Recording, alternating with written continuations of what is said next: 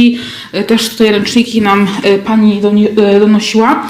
Prysznic taki, o to jest szyba, taki walk-in z deszczownicą, wanna, z której żadna z nas nie skorzystała.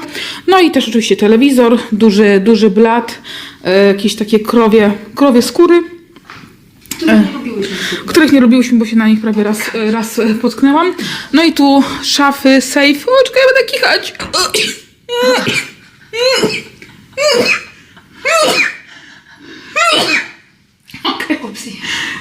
No i tutaj lusterko do outficików. Idziemy też w tym samym szaliczku. Twoja